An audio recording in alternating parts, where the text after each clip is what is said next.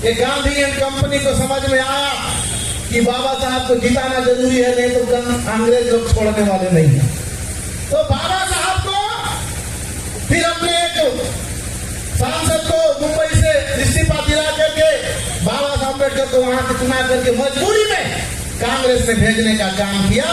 तब जाके बाबा साहब अम्बेडकर हमारे लिए संविधान लिखने वाले संविधान सभा में जा पाए। ये है कांग्रेस की धूर्तता, ये है कांग्रेस पार्टी की धोखेबाजी। लेकिन आज हमारा आदिवासी समाज के नेता लोग उसी कांग्रेस पार्टी के तलवे चाट रहे हैं। आज हमारे 29 आदिवासी विधायक लोग उसी कांग्रेस पार्टी के तलवे चाट रहे हैं, जिसके बारे में हमारे मसीहा बाबा साहब अम्बेडकर ने बोला था, हे मेरे आदिवासी समाज के लोगों, हे मेरे बहुजन समाज के लोगों, आप लोग कांग्रेस पार्टी का 4 आने का भी सदस्य मत बनना। ये बाबा साहब ने बोला, अपने जीते जी बोला। लेकिन हमारे 29 आदिवासी विधायक लोग आज उसी कांग्रेस पार्टी में विधायक बने हुए हैं। आज हमारे समाज को गाजर मूली की तरह काटा जा रहा है। आज हमारे जल जंगल जमीन को लूटा जा रहा है। आज हमारे फॉरेस्ट को पूरा खत्म किया जा रहा है। आज हमारे हंसदेव जंगल को काटा जा रहा है और पूरा कोयला खदान को अडानी को सौंपा जा रहा है। और हमारे एक गुंगे बहरे विधायक और सांसद अपने मुंह में पट्टी बांध के चुपचाप वहां पर तले चाटने में लगे हैं। लानत है ऐसे आदिवासी नेताओं पर। इसीलिए मैं आप लोग से कहना चाहता हूं, ये आदिवासी दिवस ये कोई नाच गाने का नहीं है। हमने आजादी के 75 साल में क्या खोया और क्या पाया, उसका समीक्षा करने का दिन है। इसलिए मैं आप लोग से कहना चाहता हूं, जब भी कांग्रेस और बीजेपी का कोई आदिवासी नेता आए, उससे सवाल करना, क्योंकि सवाल करने से आपको ताकत मिलेगी। क्योंकि बाबा साहब ने कहा था, शिक्षा वो शेरनी का दूध है, जो इस दूध को पिएगा शेर की तरह दहाड़ने का काम करेगा। और ये कांग्रेस और बीजेपी ने हमारे शेर जैसे नेताओं को लोमड़ी बनाने का काम किया है, क्योंकि उन्होंने शेर का दूध नहीं पिया। कांग्रेस और बीजेपी में रहने वाले आदिवासी नेताओं ने उस शेरनी का दूध नहीं पिया। शेरनी का दूध पिलाने का काम अगर किसी ने किया तो मान्यवर साहब कांशीराम जी ने किया, बहन कुमारी मायावती जी ने किया। और उन्होंने कहा, हे मेरे आदिवासी समाज के लोगों, अगर आप लोगों को विधायक जिताने का काम करना है तो बहुजन समाज पार्टी के कैंडिडेट को जिताने का काम करो, क्योंकि बहुजन समाज पार्टी का कैंडिडेट को मान्यवर साहब कांशीराम और बहन कुमारी मायावती जी ने शेरनी का दूध पिला के भेजा है आपके सामने। और जब ये शेरनी का दूध पी के आपके वोट से जीत के जाएगा, तब विधानसभा में सबकी खटिया खड़ी करने का काम एक अकेला विधायक करेगा। और आज आप लोग को पता होना चाहिए, हमारे दोनों विधायक बहन श्रीमती इंदु बंजारे और भाई केशव प्रसाद चंद्रा जी, आप रिकॉर्ड उठा के देख लीजिए नेट में। छत्तीसगढ़ के विधानसभा में सबसे ज्यादा सवाल पूछने वाले विधायक कौन? तो केशव चंद्रा। छत्तीसगढ़ में सबसे ज्यादा सवाल पूछने वाली महिला विधायक कौन? तो बहन इंदु बंजारे, बहुजन समाज पार्टी के विधायक आज सरकार के नाक पे दम करके रखे हैं। और जिस दिन हम लोग इतने सीट जिता लेंगे नीला झंडा हाथी निशान से, अगर हम लोग बैलेंसिंग पावर आ गए, हमारे बगैर सरकार नहीं बनी और हमको सरकार में भागीदारी डालने का अवसर मिला, तो सबसे पहला काम क्या होगा? ये 5वीं अनुसूची लागू होने का काम होगा। ये 5वीं अनुसूची लागू होगा, हमारा आदिवासी यहाँ का मालिक बनेगा, जल जंगल जमीन हमारा होगा, हम यहाँ के मालिक होंगे। और ये अडानी अंबानी जैसे लोग हमारे पैर में घुटने टेकने का काम करेंगे। ये बहुजन समाज पार्टी का आपसे वादा है। और बहुजन समाज पार्टी कोई वादा नहीं करती है, करके दिखाती है। और जो आज सरकार की चाहे सीआरपीएफ हो, चाहे मिलिट्री हो, चाहे पुलिस फोर्स हो, सरकार के कहने पर आज बस्तर में जाके आदिवासियों को मारने का काम कर रही है। और जिस दिन बहुजन समाज पार्टी की सरकार आएगी, मैं आप लोग को बता देता हूं, उत्तर प्रदेश में एक बहुत बड़ा गुंडा था जिसका नाम राजा भैया था। पुलिस और डीजीपी और हर कोई उससे डरते थे।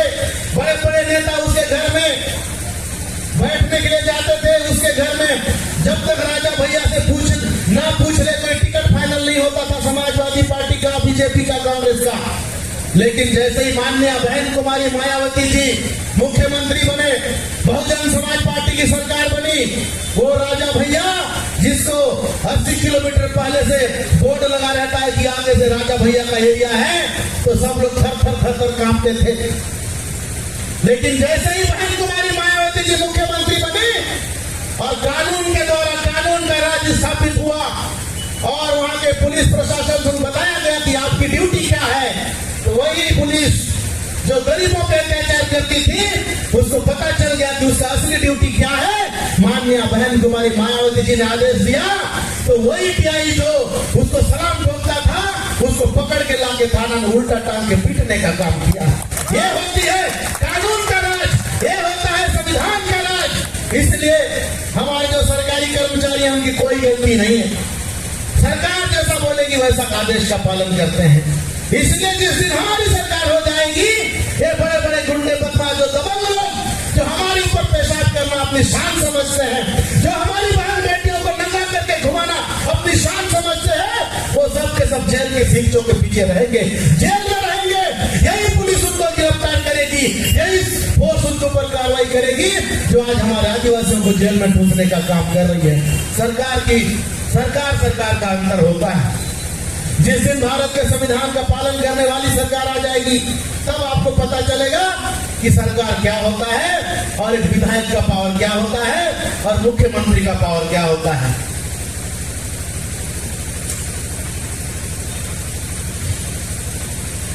उसी राजा भैया के पास में 300 एकड़ का तालाब था। 300 एकड़ के तालाब में ऐसा बोलते हैं कि मगरमच्छ पाल के रखा था और अपने दुश्मन को वो तालाब में फेंक देता था, मगरमच्छ खाया जाए बोलते। जब माननीय बहन जी जब मुख्यमंत्री बने, जब राजा भैया को जेल भेजने का काम किया और उसके 300 एकड़ के तालाब को पाट दिया और वहां पर मान्यवर साहब काशीराम जी पक्षी विहार बनाने का काम किया, अपने लोगों को देने का काम किया।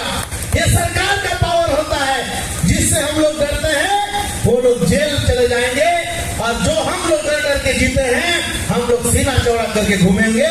ये भय मुक्त, अपराध मुक्त, अन्याय मुक्त सरकार देने का काम बहुजन समाज पार्टी करेगी। इसलिए मैं आप लोग से कहना चाहता हूं भाइयों बहनों कि आज समय है कि आज जो दिवस है हम लोगों के लिए स्पेशल, हम लोगों का दिन है, हम लोगों को इसमें समीक्षा करनी चाहिए, बात करनी चाहिए। इसीलिए मैं अपने ऊपर हो रहा अन्याय अत्याचार को लेकर के इस बातों को बताने का काम किया। आज हम लोगों को केवल नाच गाना तक सीमित नहीं रहना है और केवल दारू मुर्गा के पीछे नहीं भागना है। ये कांग्रेस और बीजेपी के चमचे लोग गांव में रहते हैं, हमारे समाज को दारू मुर्गा खिलाने का काम करते हैं, हमारे युवा लोगों को अपने पीछे घुमाते हैं, शाम को ढाबा ले जाके खिला पिला करते हैं।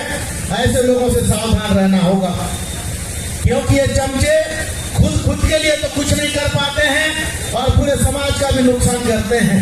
इसलिए गांव में जो उनके एजेंट है कांग्रेस और बीजेपी के, जो आप लोगों को गलत रास्ते में ले जाने का काम करते हैं, उनसे सावधान रहना होगा।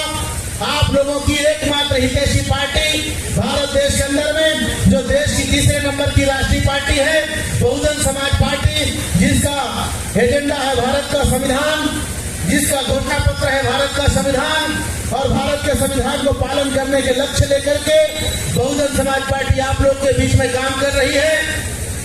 मैं उम्मीद करता हूं कि आप लोग यहाँ पर बड़ी संख्या में उपस्थित हुए और हाट बाजार में आए हुए लोग भी सुन रहे हैं और जिन लोगों के कान तक मेरी आवाज जा रही है, आने वाले समय में जब भी चुनाव होगा तो कांग्रेस और बीजेपी के झांसे में नहीं आएंगे। जैसा हमारे गायक महोदय ने भी कहा, इनके लालच में नहीं आएंगे क्योंकि वोट बहुत कीमती है। एक एक वोट की कीमत आप लोग को पता होगा। कांग्रेस और बीजेपी के लोग जीते हुए विधायकों को, बहुजन समाज पार्टी के विधायकों को और दूसरी पार्टियों के विधायकों को एक विधायक को 100 करोड़ रुपए देकर के खरीदने का काम करते हैं। यानी कि उस विधायक का भी एक वोट है। सरकार बनाने के लिए विधायक लोग वोट डालते हैं। यानी कि एक वोट को 100 करोड़ रुपए देकर खरीदने का काम करती है। तो वही वोट आपका भी है। आपके वोट की कीमत भी 100 करोड़ और उससे भी ज्यादा है। लेकिन हमारा समाज अनजान होने की वजह से, नादान होने की वजह से, जागरूक नहीं होने की वजह से केवल एक चेपटी दारू और एक पीस मटन में अपने वोट को बेच देता है। इसलिए भाइयों बहनों, अपने वोट को बेचना बंद करो।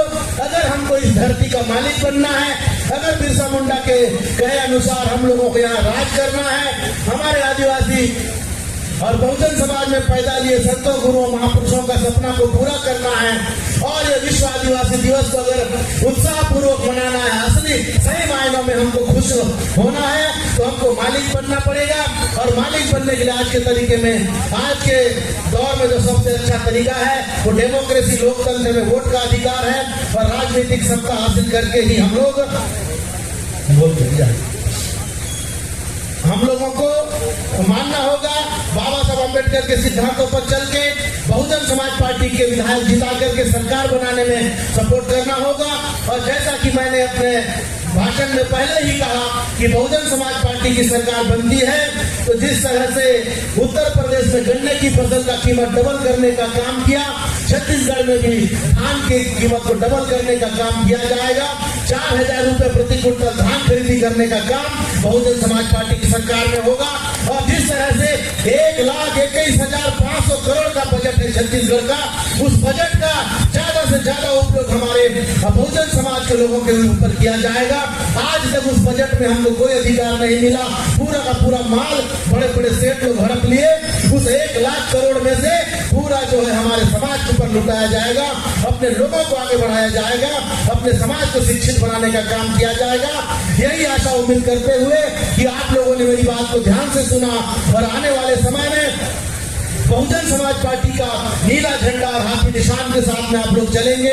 और जैसे कि हमारे आदिवासी समाज ने पीली पगड़ी पहना करके स्वागत किया, तो मैं और एक विशेष अपील करना चाहता हूं कि नीला और पीला को एक होना पड़ेगा। जिस दिन नीला और पीला एक हो गए उस दिन बहुजनों का राज होगा और कोई माई का लाल हमको जीतने से रोक नहीं सकता। यही आशा उम्मीद करते हुए आप लोगों ने मुझे ध्यान से सुना, इसलिए बहुत बहुत धन्यवाद अदा करके अपनी बात को यही विराम देता हूँ। आप सबको सादर जय भीम, जय भीम। धन्यवाद साथियों, जय जोहार, धन्यवाद। बहुजन समाज पार्टी जिंदाबाद, जिंदाबाद, जिंदाबाद। बहुजन समाज पार्टी जिंदाबाद, जिंदाबाद, जिंदाबाद। गोयल साहब संघर्ष करो, हम आपके साथ हैं। गोयल साहब संघर्ष करो, हम आपके साथ हैं। कृष्णा साहब संघर्ष करो, हम आपके साथ हैं। कृष्णा रक्षण संघर्ष करो, हम आपके साथ हैं।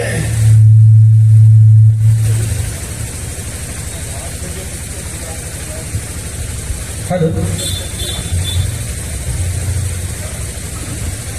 साथियों, अभी आप लोगों ने माननीय कोयान साहब जो बस्तर से चलकर आए हैं और बहुजन समाज पार्टी के प्रदेश के अध्यक्ष हैं, उनके विचारों को आप लोगों ने सुना है।